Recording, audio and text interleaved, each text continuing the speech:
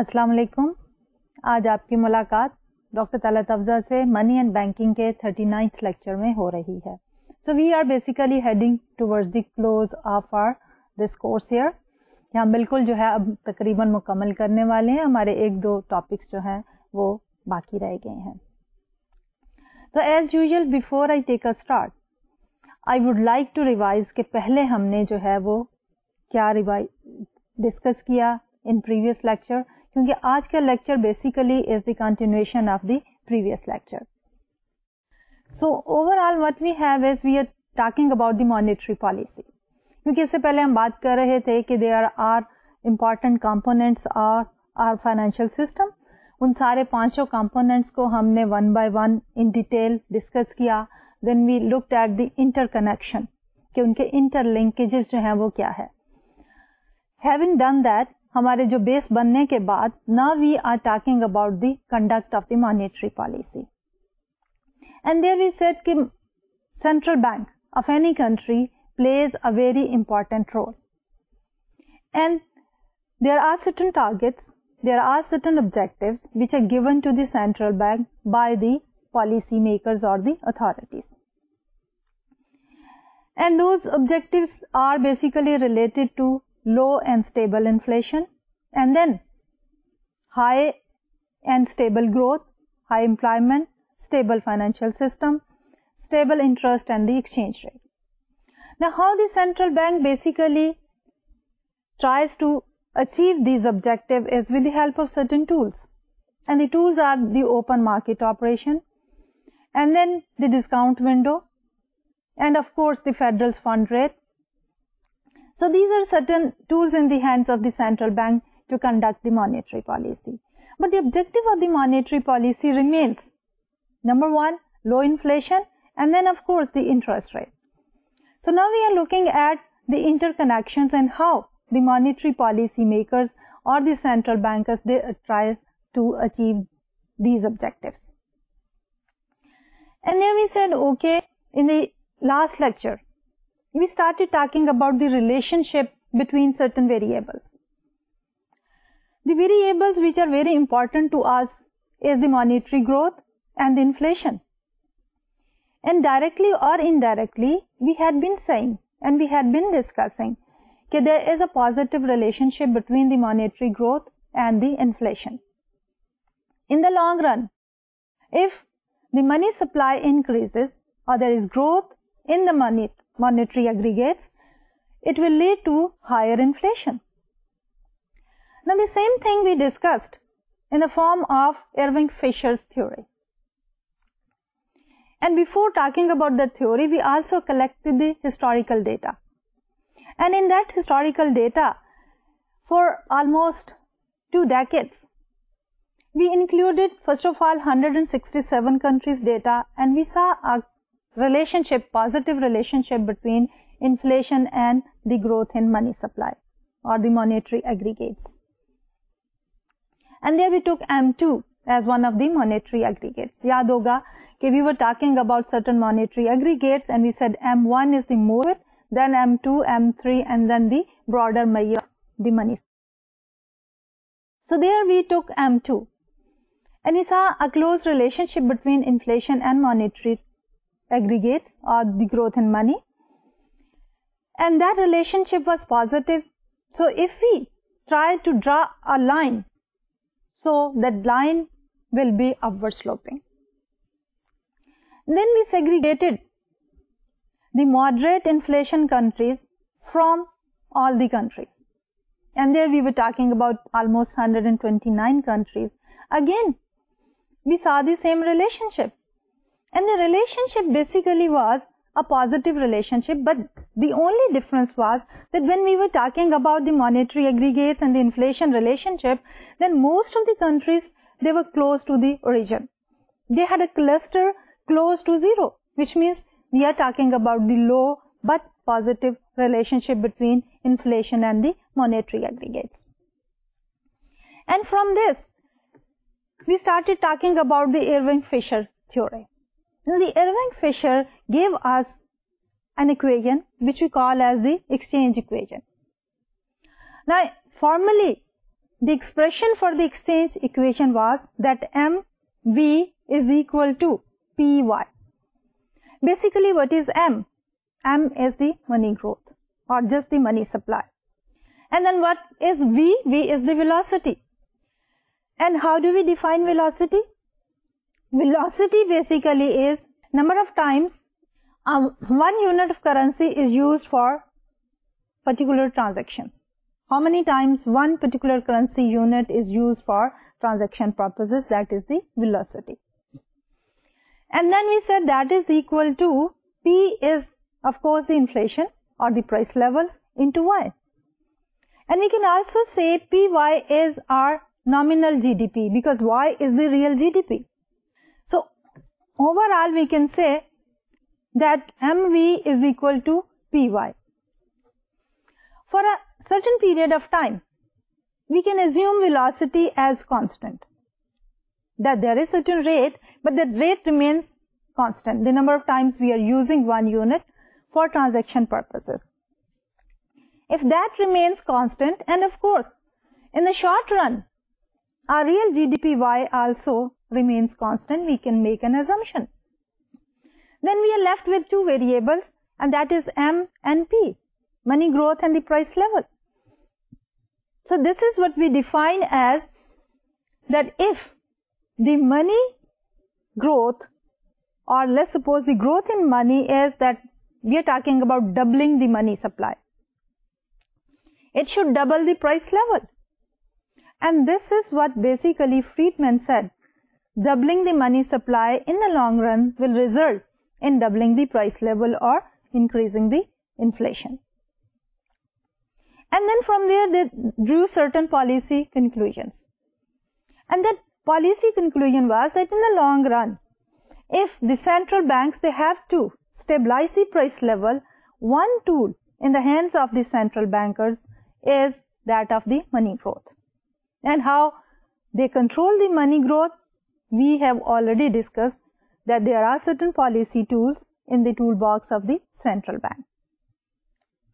In order to understand the concept of the components of the exchange equation, we can take a very simple example.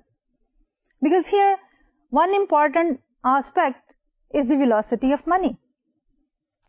And there we took a very simple example of 3 or 4 students. One student with having certain amount of money, another having a calculator, another having the 2 tickets for the show, and then another having certain number of pencils. And then we said that same 100 rupee was used for conducting first exchange, the calculator to money, and then the same money was used by the person who sold the calculator to purchase the tickets.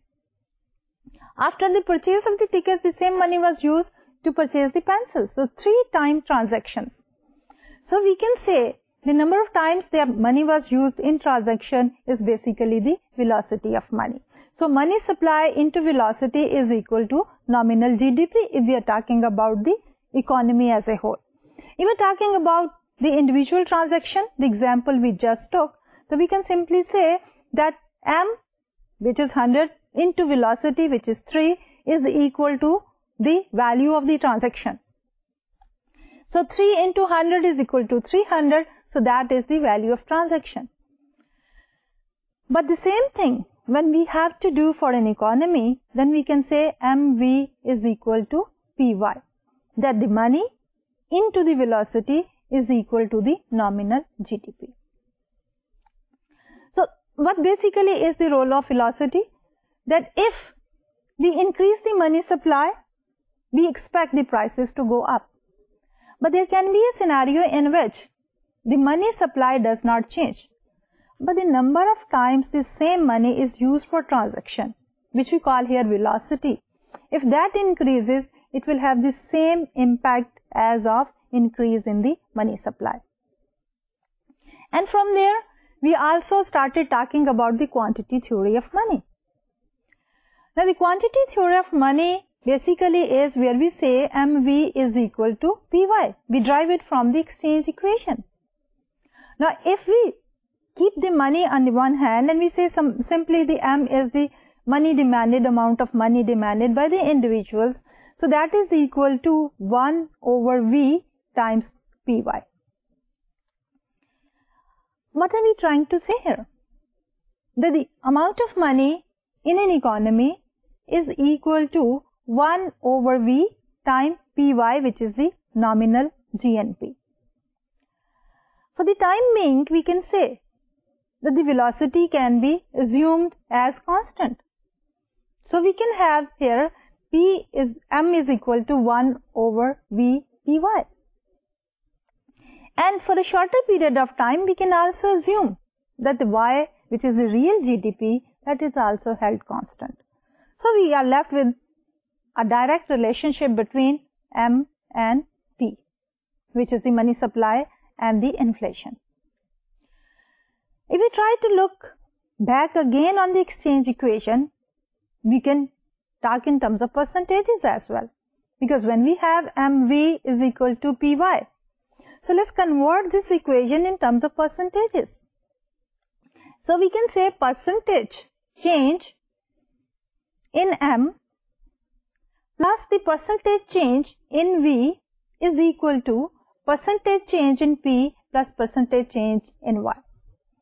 So when we are talking about these percentages and we are assuming that the percentage change in velocity is constant on the one hand, and then percentage change in Y, which is the real GDP, if that is also constant on the other hand, then we are left with a direct relationship of percentage change in M to the percentage change in P, which is the inflation.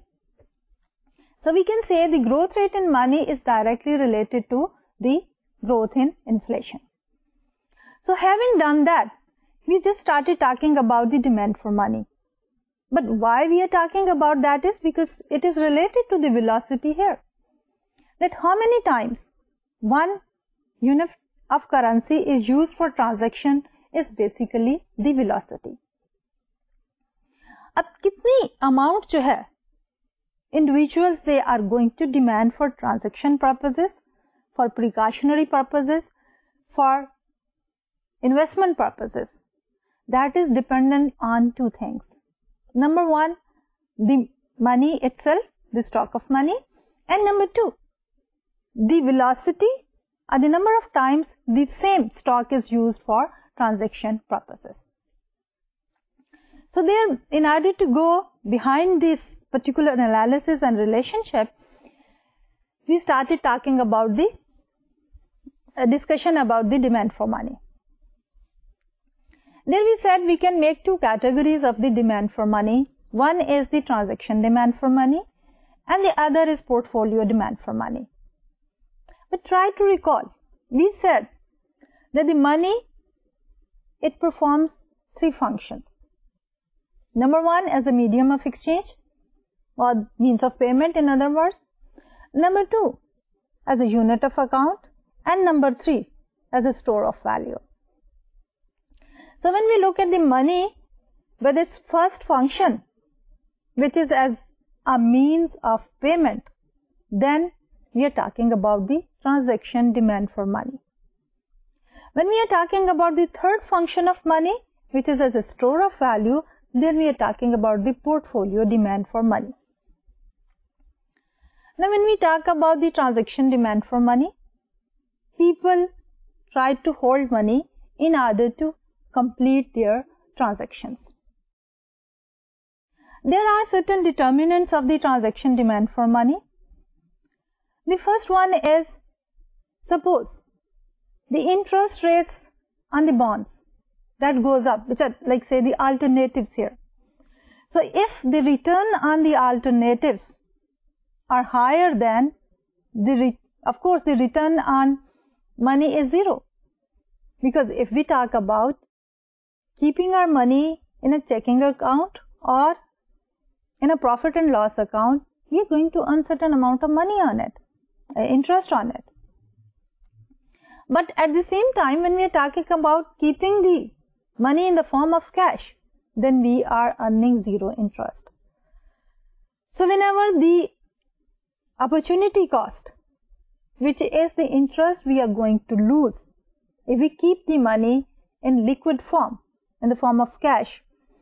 If that cost is high in comparison to the benefit is the risk of being illiquid, then we are going to keep the amount of money in our hands which is less. So we make a cost and benefit analysis. So if the cost is higher than the benefit, then we keep lower level of money. The transaction demand for money will go down, and vice versa. And then we also talked about the transaction demand for money and saying what basically is happening when we are using money in order to complete our transactions. So overall, our transaction demand for money is dependent on the cost and benefit analysis, and of course the substitutes. The return on the substitutes. If the return on the substitute that goes up, then what is happening? That we are going to demand less for transaction purposes. And afterwards, we also said there is one component which is known as the precautionary demand for money. That is, we try to save something for unforeseen, for unexpected event. So that we also classify under the transaction demand for money, because this is saving something for the rainy days. After discussing the transaction demand for money, let's move to the portfolio demand for money. What is the basic idea of a portfolio? In portfolio, let's suppose we are talking about the portfolio of assets. We try to include different assets, keeping in mind their risk as well as return. And the objective of a well-diversified portfolio, आपको याद होगा कि जब हम बात कर रहे थे रिस्क एंड रिटर्न की, वहां पे भी हमने ये कहा था कि what is the basic issue? Basic issue or basic concern is that we try that in a portfolio we should be including all those assets so that overall or the average return of the portfolio is maximized for a given level of risk, or for a given level of return our average risk is minimized. So when we talk about the portfolio, there can be stocks, there can be bonds, there can be other securities, there can be even real estate. There can be so many other assets, but along with those assets, the money is also one component of a well-diversified portfolio. So just like any other asset, we hold money as one of the investment alternative. But the characteristics of the money is that the return on money is zero, but the maturity of the money is also zero time period, that is immediately available. In other words, keeping the money in a portfolio provides us with a cushion of being illiquid. So this basically constitutes the portfolio demand for money. What are the determinants of the portfolio demand for money? The determinant of the portfolio demand for money is number one, the return of the alternative investments, the other assets which are included in the portfolio. If the return on bonds or the return on stocks or return on any other asset, if that goes down, then the portfolio demand for money will increase. Vice versa, if the return on bonds, if the return on stocks and the other investment, if they go up, then definitely we would like to get the benefit of the higher return, and the portfolio demand for money will go down. Secondly, we talk about the interest rates. इससे पहले तक हम बात करते रहे कि interest rate और the price of bond, they are inversely related. कि अगर इंटरेस्ट रेट इकोनॉमी में बढ़ जाता है तो then what happens? the bond की value या उसकी price जो है for the existing bond, they go down. So we try to sell those bonds and then the portfolio demand for money increases. So with the increase in the interest rate, the value of the existing bonds decreases, and as a result, the portfolio demand for money increases. And then comes the riskiness of the other assets. If the riskiness of the other assets that increases, what happens? Then the portfolio demand for money also increases. And finally, we talk about the liquidity. If the liquidity of the bonds and the stock that increases, then the demand for money decreases, because one characteristic of the money is that it is highly liquid. But if the other assets are also liquid and if their liquidity increases, then we would like to hold less amount of money in our portfolio. So far we have talked about the transaction demand for money and we have talked about the portfolio demand for money. So let's summarize both of these transactions as well as the portfolio demand, and that we have done on this particular slide. So determinant of money demand, factors that cause individuals to hold more money. We begin with the transaction demand for money. The first is the national income. That is the first factor. The higher nominal income, the higher the demand for money. From the individual point of view, we are talking about one individual. So normally if our income level increases, automatically the portion of that income we are going to keep in the form of money that will also increase. We want to talk about the economy as a whole. So if the nominal GDP or GNP increases for a country, then of course the demand for money as a whole will also increase. Then comes the interest rates. The lower interest rates, the higher the demand for money. Then is the availability of alternative. And why we are saying interest rates, if they are low, then the demand for money is high? Because the interest rate basically is the opportunity cost of holding money. If the opportunity cost of holding money decreases, then of course the demand for money for transaction purposes will increase. Availability of alternative means of payment. The less available alternative means of payment, the higher the demand for money. If we do not have more alternatives, then of course then demand for money will increase. Then comes the portfolio demand for money. The first factor here we have discussed is wealth. So as the level of wealth increases, then the portfolio demand for money increase, because same thing is true for all the assets in our particular portfolio. Because it's just like if our nominal income increases, the transaction demand for money increases. If our wealth increases, then of course parallel to that, then the portfolio demand for money will also increase. Then the return relative to the alternative. As the return on the alternative falls, the demand for money goes up. As I already said, if the return on the bonds, if the returns on the stocks, if the returns on the other alternatives, if that goes down, then the demand for money will increase.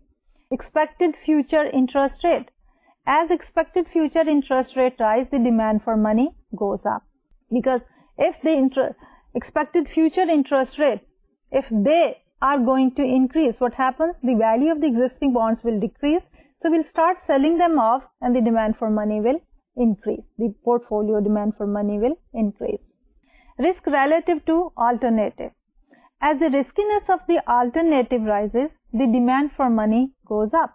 Because अगर आपके bond stocks and दूसरी investments जो हैं, उनका level of risk अगर increase हो जाता है, तो in order to cover that risk up, we need to keep more in the form of money. And finally, liquidity relative to the alternatives. If the liquidity of alternative falls, then the demand for money goes up. Because if they become illiquid, then in order to meet our liquidity requirements, then our portfolio demand for money is going to go up. Now let's go back to the inflation and money relationship once again after having discussed the demand for money. Let's go back and try to look at this relationship here. And here we are talking about the targeting money growth in a low inflation environment. As we have already seen, and we have discussed in full length that in the long run there is a direct relationship between the money growth and inflation. In a high inflation environment, moderate variation in the growth of velocity are a mere annoyance. That if the inflation rate is very, very high, and if we simply say that we are going to manage it through the velocity of money changes, that is not going to serve our purpose. If we try to go back and look at the exchange equation, there we said MV is equal to PY. So if we simply say on the one side of our equation, we have two components, M and V. On the other side of the equation, we have another two components, which is P and Y.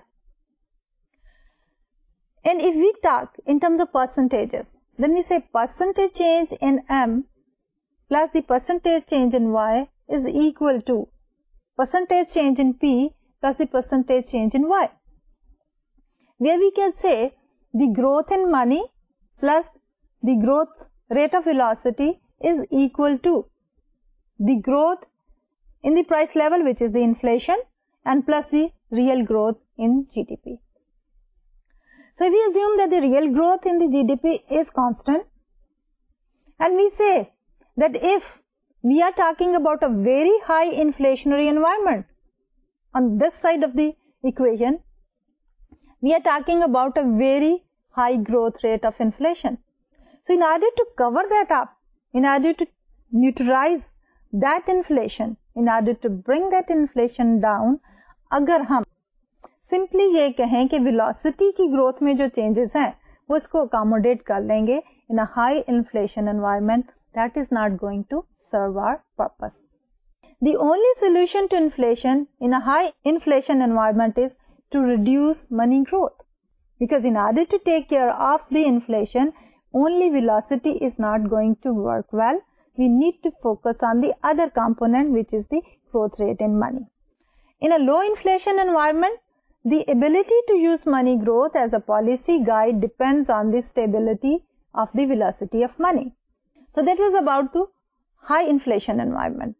Now, if we are talking about the low inflation environment, then we need to focus on both, of course. The usefulness, the effectiveness of the money growth as a policy tool depends on the stability of velocity. If the velocity is stable, then in a low environment, we can control the inflation by controlling the money supply.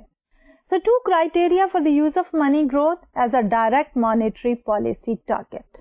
क्योंकि जब हम ये कहते हैं कि inflation को control करने के लिए हमें मनी ग्रोथ को जो है वो कंट्रोल करना चाहिए, लेकिन कितना इफेक्टिव हो सकता है हमारा ये मॉनेटरी ग्रोथ का tool to achieve the target of low inflation, it depends on two criteria. The first criteria is the relationship between the monetary base and the money growth. इससे पहले जब हम बात कर रहे थे सेंट्रल बैंक की, we talked about the monetary base, we talked about the high powered money. आपको याद होगा कि what basically is our monetary base or the high powered money? That is the currency plus the demand deposits. That is the monetary base or the high powered money. And we say that the link between the monetary base and money growth should be stable. याद होगा कि हमने ये कहा था कि कितनी money जो है वो ग्रो करेगी, मनी मल्टीप्लायर क्या होगा, डिपॉजिट मल्टीप्लायर क्या होगा. So that is dependent on कि हमारी मॉनेटरी बेस और इस मनी ग्रोथ का जो लिंक है वो कितना स्टेबल है. ये जो सिस्टम है जिसमें सेंट्रल बैंक जो है plays the central role, and then along with the central bank we have the other commercial banks, जिससे हम डिपॉजिट एक्सपेंशन की बात करते हैं और जिससे हम मनी मल्टीप्लायर और डिपॉजिट मल्टीप्लायर की बात करते हैं. और अल्टीमेटली हम ये कहते हैं कि मॉनेटरी बेस के बढ़ने के साथ हमारी मनी सप्लाई बढ़ती है, मॉनेटरी बेस की कम होने से मनी सप्लाई कम होती है in multiples depending on the size of the multiplier. तो पहला तो हमारा ये क्राइटेरिया है that link between these two, monetary base and money growth should be stable. Then comes the second requirement, a predictable relationship between the quantity of money and inflation. So what basically we are trying to do is we are taking one step at a time. And the first step, we are saying the link between the monetary base and monetary growth, and then as a second step, the relationship between the monetary growth and inflation. So first of all, there should be a stable link between monetary base and monetary growth, and secondly, there should be a predictable relationship between the monetary growth and inflation. So if these two criteria are met, then we can achieve our objective in the low inflation environment. By changing the monetary growth, we can control the inflation. So these allow policymakers to predict the impact of changes in the central bank's balance sheet on the quantity of money. जैसे पहले कहा कि जब हम monetary base की बात करते हैं, and monetary base consists of currency notes, coins and the demand deposit. जब हम सेंट्रल बैंक की बैलेंस शीट को देखते हैं, on the liability side, what do we have? Try to recall. कि उसमें हमारे पास क्या था? Currency, notes and coins, जो कि सेंट्रल बैंक की मोनोपोली है for printing on behalf of the government. And secondly, the reserves of the other banks. वो डिपॉजिट्स हैं दूसरे बैंक्स के with the central banks. So by changing the size of the balance sheet, and only remember, central bank has the authority to change the size of its own balance sheet by selling the securities, and by sale of the security, what are they going to do? They can adjust the reserves of the other banks, the banks who have purchased the securities. So by changing the size of its own balance sheet, the central bank can influence the money supply, monetary growth, and how it is achieved. ये हमने पहले ही discuss किया था कि with the help of the other banks, the entire financial system, one change on the balance sheet of the central bank brings a multiple change in overall monetary growth. So quantity of money is changed with the change in the size of the central bank's balance sheet. And finally, what happens? These changes in the quantity of money are translated to changes in inflation. And there exists a positive relationship between the monetary growth, the quantity of money and the inflation. और यही हमारी जो exchange equation है उसने भी यही predict किया, and in general we try to see that relationship basically holds true. Now let's talk about the output and inflation in the long run. But before we go into the full discussion of output and inflation in the long run, let's define our objective. What basically is our objective in this particular chapter here? By the way, we are starting the new chapter here. इस chapter में we are trying to establish a link between money growth, interest rate and the output level. And from there on, after establishing this link, we'll come up with the concept of the interest rates and the aggregate demand, inflation and the aggregate demand. Because when we are talking about the output, how the level of the output is determined? Just like any microeconomics concept, the equilibrium quantity of a product is determined by its supply and demand. That is, the demand comes from the consumers and the supply comes from the producers. So we have normally a downward sloping demand curve, that at higher price level the consumers will be willing to purchase lesser quantities. They will be having lower quantity demanded. At a lower price level, the quantity demanded will increase. On the other hand, when we talk about the supply, at higher price level, the producers will be offering more quantity for sale. At lower price levels, they will be offering lesser quantities for sale. overall we have an upward sloping supply curve. And the price and the quantity, which is known as the equilibrium price and quantity, that is determined where the quantity supplied is equal to quantity demanded.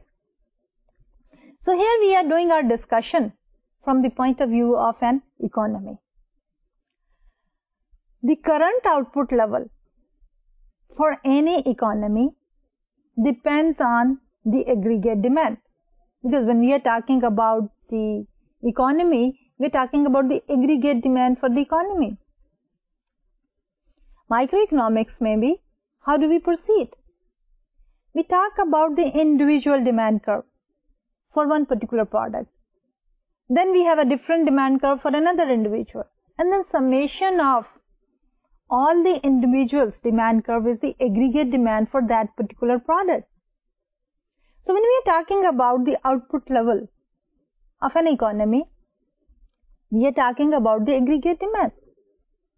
So we need to look at the components of the aggregate demand. कि aggregate demand आती कहाँ से है?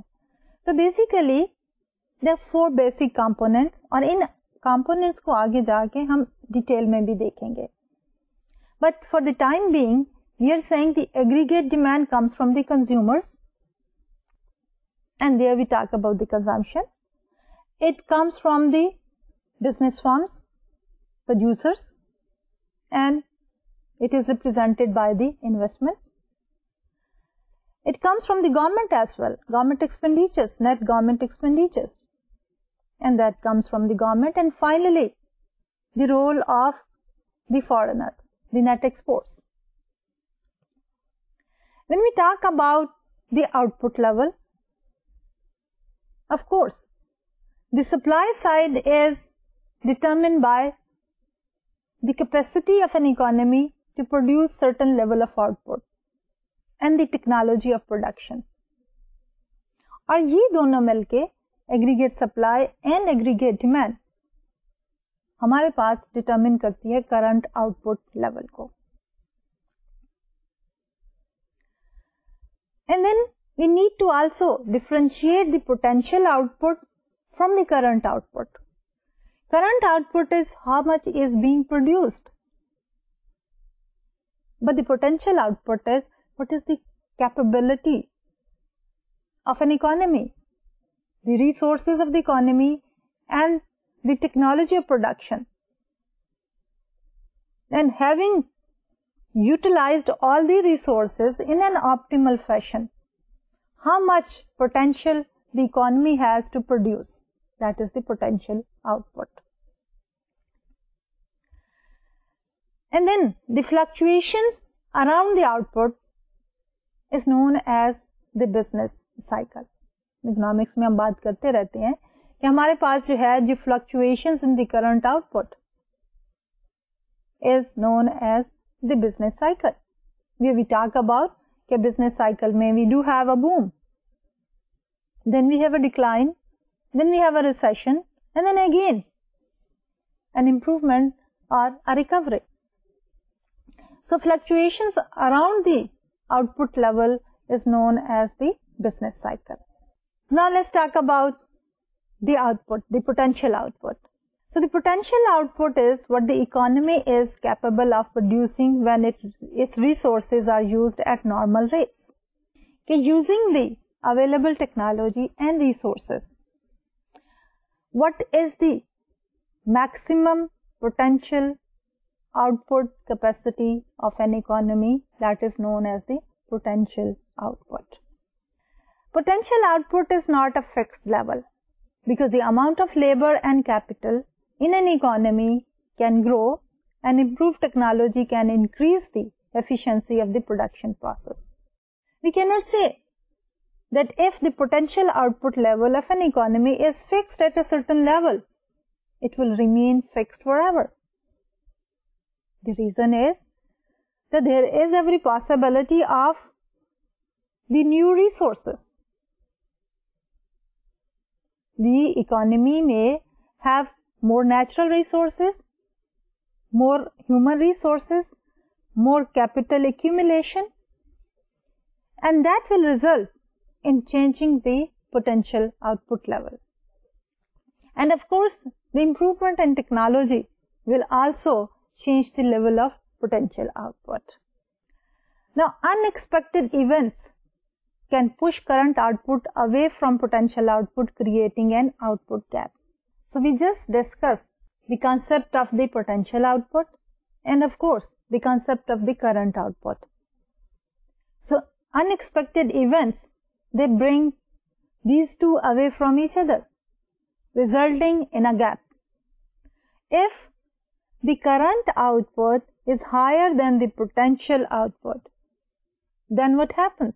We are talking about an inflationary gap. Vice versa, if the potential output is higher than the current output, then we talk about a recessionary gap. Basically, we are talking about whenever the current output is not equal to the potential output, then we are experiencing some phase of the business cycle. But in the long run, the potential output and the current output, they normally are equated to each other. They come closer to each other because this is the long run phenomena. Now let's talk about the other component. We have just talked about the output, potential output, which is the long run output level. And now we need to talk about the other component, which is the potential or the long run inflation. So in the long run, since current output equals potential output, real growth must equal the growth in potential output. Because we just concluded from our previous discussion that in the long run, our current output is equal to the potential output. Therefore, our real growth, the growth in output, should be equal to the growth in the potential output, because the outputs are now the same. Therefore, if you look at the exchange equation, the last entry is the growth in real output. And we simply said, let's revise it again, that growth rate in money plus the growth rate in velocity is equal to the growth rate in inflation plus the growth of real output. If the real output is equal to the potential output, therefore the growth rate in real output is the potential growth rate, or the growth rate in the potential output. Now, ignoring the changes in velocity, in the long run, inflation equals money growth minus growth in potential output. Again, we are referring back to the same equation, and what we are saying here, that if we ignore the growth rate in velocity, in other words, we are saying, let's assume that the growth rate in velocity is 0. It is, velocity is at some constant number. Then the growth rate in money is left on the one side of the equation, and then we have the growth rate in inflation and the growth rate in output. So when we just look at the growth in inflation or the inflation, that is equal to the money growth minus the growth in potential output. Because if we just leave the inflation on the other side of the equation and we bring one aspect of it, and that is the potential output, on the other side of the equation, then what we have here, growth in inflation is equal to the growth in money minus the growth in real output. That in economies where even we supported this fact with the data in one of our previous lectures, wherever the inflation rate is lower than the growth in money, that is true because of the fact that these economies are experiencing the real growth, growth in output level, real output. So though central banks focus on controlling short-term nominal interest rate, they keep an eye on money growth. So in the long run, we said there is a relationship between the money growth and inflation. But what about the short term? In the short term, the relationship is there, but the focus is not on controlling the money growth to stabilize the inflation. Rather, what happens is, आपको याद होगा कि when we were talking about how the central bank undertakes the monetary policy, we said in the short run, the focus or the target is the short-term interest rate. And among the short-term interest rates, there is one rate which is known as the federal fund rate. This is the rate which is determined by the interbank borrowing and lending. The role of the central bank is that it determines a target federal funds rate. And through open market operations and by changing the reserves of the banks, central bank tries to bring closer the target federal fund rate and the actual federal funds rate. Now, the central bank cannot directly control the actual federal fund rate. So, what the central bank does is that through the changes in the reserves of the banking system, tries to control the money growth, and through that control of money growth, tries to stabilize the inflation. So, indirectly, we are reaching to the same conclusion that money growth and inflation, but the mechanism here is by manipulating the federal fund rate, by focusing on the federal fund rate and through changes in the reserves of the banking system. Now, so far we have talked about the potential output and then the long run inflation. Now we would like to focus on another issue, and that is money growth, inflation and the aggregate demand. That so far we have talked about the money growth, inflation, and we said in the long run there is a direct relationship. In the short run the relationship is there, but it is controlled through controlling the interest rate by manipulating, by changing the reserves of the banking system. Now, if we need to look back on this relationship, the relationship is derived through the quantity theory of money. MV is equal to PY. But in our discussion now, we are highlighting another important aspect, and that is of the aggregate demand. Now, aggregate demand tells us how spending, that is demand by household, firms, the government and foreigners changes as inflation goes up and down. So, when we talk about the aggregate demand, we are adding up the consumption or the spending of all of these four factors. But all of these consumption, whether it is by the household, whether it is by the government, producers or the foreigners, it is limited by the money growth. And how it is limited? The level of the aggregate demand is tied, is related to the money growth through the quantity equation, where we have MV is equal to PY. What we say is that the equation of exchange MV is equal to PY, because the amount of money in the economy limits the ability to make payments. Because when we are talking about this spending by any one of these sectors separately or all of them putting together in the form of the aggregate demand, all of that spending is limited by the amount of money available in the economy. Overall, if we want to look at the detail of this, so we can decompose our aggregate demand into four components. And we have aggregate demand YD is equal to MV over P. But before the decomposition, we are looking back on the exchange equation, because we are saying that the aggregate demand is tied with the monetary growth. And how it is tied? So we are going to rearrange the equation. And we are saying YD is equal to MV over P, where YD is the aggregate demand, M is the quantity of money, V is the velocity of money, and P is the price level. Now, if we look at this equation here, it's the same familiar exchange equation, and we have just rearranged it, and we are saying YD is the aggregate demand, and that is equal to MV over P.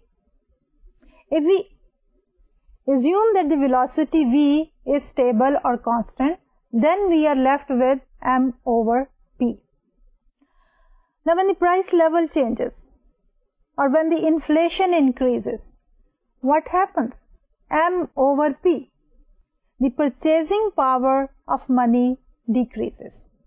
So from this expression it is clear that increase in the price level reduces the purchasing power of money, which means less purchases are made, pushing down the aggregate demand. That we have now, if we assume for a minute that the velocity is constant, and we look at the change in the price level or inflation, which is in the denominator. So increase in inflation is going to reduce the purchasing power of money. Now if any one of the segments, or putting all of these four segments together, when they have lesser purchasing power, their aggregate demand is going to go down. So we have a negative relationship between the price level and the aggregate demand. As the prices go up, our level of the aggregate demand is supposed to go down because of the decrease in the purchasing power of money.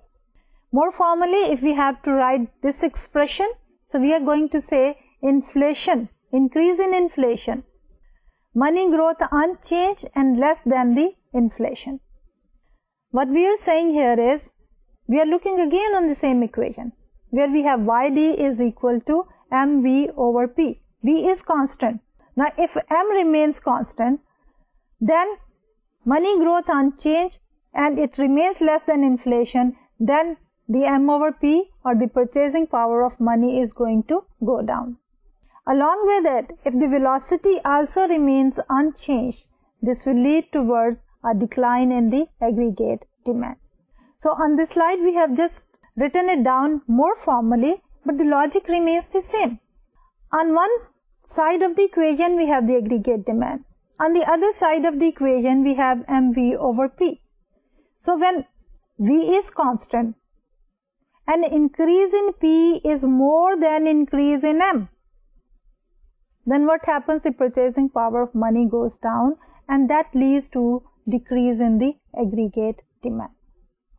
So what we see from here is a direct positive relationship between inflation and the aggregate demand, negative relationship between inflation and aggregate demand. If inflation is going to go up, the aggregate demand is going to go down. So आज का lecture हम यहीं पे ख़त्म करते हैं. इंशाल्लाह अगले लेक्चर में we'll continue with our discussion and we are going to look at the various components of the aggregate demand, and later on we'll focus on the aggregate supply. But before the aggregate supply, we are going to focus on the monetary policy and the reaction curve. तो आज के लिए doctor तालिद को इजाज़त दीजिए. अल्लाह हाफ़िज़.